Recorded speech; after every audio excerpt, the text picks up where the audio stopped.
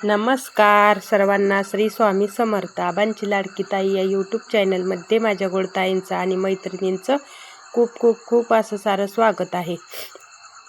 तर माझ्या व्हिडिओला सुरुवात करते. आणि इकडं बघा, गायींचं ना सगळं खाऊन, वैरण खाऊन, धारा काढून सगळं निवांत झालतं. आणि मग कशा रवंत करत एकदम शांत उभा राहिल्या होत्या. एकदा वैरण खाऊन झाली ना, गायी अजिबात खडखड करत नाही, ते एकदम शांत उभा राहते त्या. आणि शेण टाकून झालं. स्वच्छता पण कालची करून घेतली होती, कारण का असं शेण ही असलं ना, मग ते आपल्याला पण नाही काम करायला बरं वाटत. तर मी रोजचे रोज शेण अजिबात मुक्त गोटाय पण शेण ठेवत नाही. शेण उचलून वेगळी जागा केली तिकडं बाहेर टाकत असती. आणि इकडं मग बघा कसं स्वच्छ वाटतं आपल्याला. धारा काढताना पण छान वाटतं, पाय भरत नाही तर शेणानं, मग ती नको वाटतं. आणि काय होतं, ऊन पडलं ना, आता ऊन पडलंय तर बघा अशा शेडमध्ये जाऊन उभा राहते त्या. मग काय होतं, एखादी गाय दुसऱ्या गायला मारतच असते ती, एवढं काय असं. मग ती गाय एखाद्या वेळेस काय होतं, भीतीनं उन्हात उभा राहते जाऊन. मग थोडी जागा म्हणजे आणखीन कमीच पडते बरं का. थोडंसं मोठं पाहिजे, अजून एक 10 ते 15 पानाचं तरी शेड वाढलं पाहिजे. पण बघू, करू प्रयत्न. आणि कालच्या माझ्या व्हिडिओला ना तुम्ही खरंच एवढा खूप प्रतिसाद छान दिला बरं का. त्याबद्दल माझ्या यूट्यूब फॅमिलीची मनापासून आभारी आहे. आणि ही समोरची माझी गाय दिसती ना, ती गाय आपली आता वेला झाली या, 1-2 दिवसात वेलच. आणि वेल्यानंतरचा तर व्हिडिओ 100% तुम्हाला येणार. आणि माझं तर म्हणणं असं आहे ना,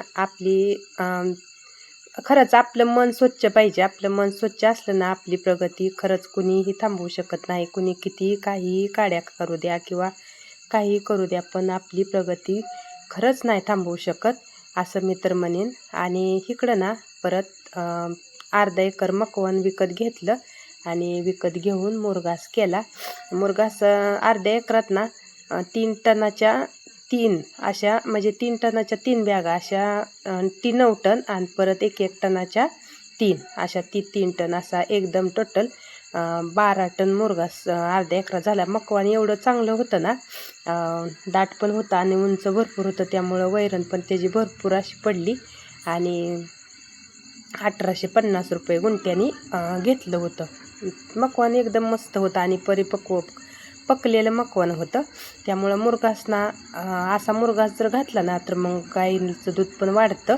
आणि अशी शांत बसायचा म्हैस बघा माझी कशी शांत बसली. आणि ही बघा माझी पहिली लक्ष्मी, हिच्या पायगुणानं आज ही माझा गोटा भरलेला, अंगण सगळं माझं ही भरलेलं दिसतंय. ती माझ्या ह्या लक्ष्मीमुळं दिसतंय.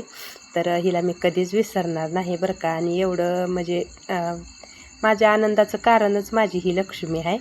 तर इकडं ना ही गाय जी आपली बसली ना, ती गाय वेळेला झाली या. आणि ती 1-2 दिवसात येईल. आणि तिचंच पिल्लू आहे ही गेल्या वेळेचं, तर एवढं झाले. आणि मग इकडं ही शिंगडी गाय आहे ना, थोडं काय करते, जरा गायना असं मारती, मग गाय भीते त्या. आणि मग इकडं तिकडं उन्हात जरा पळते त्या. तर इकडं परत उन्हाळा सामायनाला सुरुवात झाली ती माझी. तर मी ना परत बटाटोचं असं खारोटं करून घेतलं होतं. आणि मुरघास भरायचा पण चालू होता, ती पण व्हिडिओ काढला. तर त्याच दिवशी माझं ही चालू होतं की पापड्या करायचं, वेपर्सं केलं. आणि थोडंसं परत बटाटा आणि शाबूच्या पण चकल्या करून घेतल्या. आणि त्यांना दिलं तर म्हणजे सगळं उगतंच. गेल्या वेळेस आपण कसं घरच्या घरी केलं तर एवढा त्रास झालता ना, काय विचारूच नका. एवढं सगळं कामं करायची परत ही करायचं म्हणल्यावर जास्तच लोड येतो. मग ह्यावेळेस तसलं टेन्शनच काय ठेवलं नाही. म्हणलं काहीच नको, आपलं निवांत होतंय. पैसे जातात 4 जास्त, पण काय करणार, शेवटी आपल्याला गायींचं काम करायचं आहे. गायींचं काम करूनच थकवा येतोय, तर मग ही काम आणखीन कधी करायचं. आणि इकडं मग माझा असं चुलीवर बेत चालू होता. तर मी अशी बटाटे शिजवून घेतली.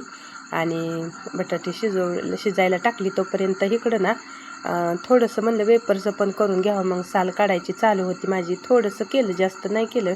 साल काढून घेतली. आणि साल काढून घेतल्यानंतर ना मग लगेच चकल्या पाडून घेतल्या. म्हणलं बटाटे शिजवून गार होईपर्यंत इकडं चकल्या आपल्या.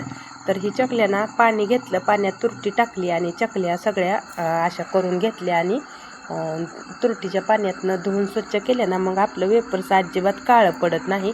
नाहीतर मग काळं पडतं, मग ते आपल्याला केलं तर नाही बरं वाटत, उगाच कसं तर वाटतं. मग इकडं मी तोपर्यंत पाणी उकळायला ठेवलं होतं. आणि बघा दुसऱ्या दिवशीचाही थोडासा व्हिडिओ आहे. तर इकडं बघा किती छान वाटते. आणि इकडं मग वाळल्यानंतर तळून पण बघितलं, म्हणलं कसं येतंय बघावं, म्हणजे लाल पडते का पांढरं शुभ्र वेपर्स होते. तर एकदम असं पांढरं शुभ्र वेपर्स झाले, एकदम छान झाले बरं का. तर आपल्या कामाचं चीज असतं ही.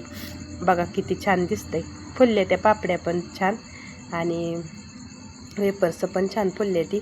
तर आपण जे केलं ना त्या कामाचं फळ असतं, कारण का आपल्याला ती जोपर्यंत आपण तळून बघत नाही तोपर्यंत आपल्याला काही दम निघत नसतो, असं असतं.